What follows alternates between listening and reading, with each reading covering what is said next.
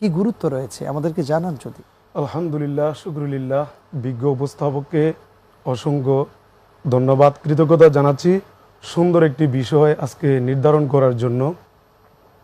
আসলে ঈদ একমাত্র ইমানদারের জন্য, যারা দীর্ঘ এক মাস সিয়াম সাধনা, পবিত্র তারাবি, সাহারি, ইফতার সহ যথাযথভাবে ইসলামের প্রতিটি হুকুম আহকাম যারা মেনে নিয়েছেন, পালন করেছেন, তাদের জন্যই পবিত্র ঈদ উল ফিতর, অন্য কারোর জন্য নয়। যারা আহলে ইবাদত, যারা হালাল খেয়ে ইবাদত করেছেন, তাদের জন্যই হলো পবিত্র ঈদ উল ফিতর। ঈদ উল ফিতরের অনেক গুরুত্ব এবং ইতিহাস রয়েছে। যদি আমরা জানতে চাই পবিত্র কালামে পাকের মধ্যে কি এসেছেন এই ব্যাপারে, ঈদ করার জন্য, ঈদের ব্যাপারে কি বলেছেন আল্লাহ রাব্বুল আলামিন। বিসমিল্লাহির রহমানির রহিম। কুল বিফাদলিল্লাহি ওয়া বিরহমাতিহি ফাবিযালিকা ফালইফরাহু হুয়া খায়রুম মিম্মা ইয়াজমাউন। হে রাসূল সাল্লাল্লাহু আলাইহি ওয়াসাল্লাম, আপনি বলে দিন তারা যেন ফাদলুল্লাহ, আল্লাহর করুণা এবং আল্লাহর দয়া পেয়ে এবং ইসলাম পেয়ে যেন তারা ঈদ উদযাপন করে, খুশি উদযাপন করে। আর সেই ঈদটা যেন হয় দুনিয়ার যত ধন সম্পদ পাথেয় রয়েছে, সমস্ত সম্পদ থেকে যেন একটা শ্রেষ্ঠ পাথেয়।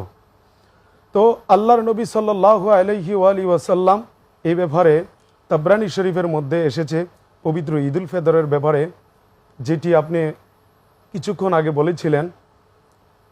আন্না নবিয়া সাল্লাল্লাহু আলাইহি ওয়াসাল্লামা ইজা কানা ইয়ৌম ঈদ উল ফিতরি ওয়াকাফাতিল মালাইকাতি আলা আবওয়াবিত তুরুক ফানাদু উদু ইয়া মাশারাল মুসলিমিন ইলা রাব্বি করিম ইয়ামুন্নু বিল খাইর সুম্মা ইউসিবু আলাইহিল জাজিল।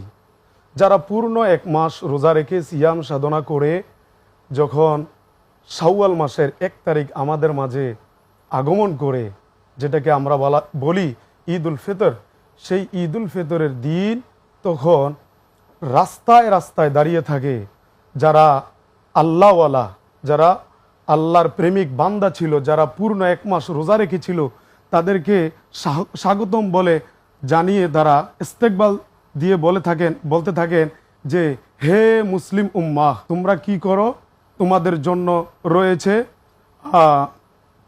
আল্লাহর পক্ষ থেকে বিশেষ দয়া এবং তোমাদের জন্য রয়েছে মহাপুরস্কার। তোমরা মহাপুরস্কার নেওয়ার জন্য তোমরা তাড়াতাড়ি চলে আসো। এই যে কি সুন্দর যে ফেরেশতারা অভ্যর্থনা জানায়, আমরা শুনবো আপনার কাছে। আমরা মোহাম্মদ নজরুল ইসলাম জালি আপনার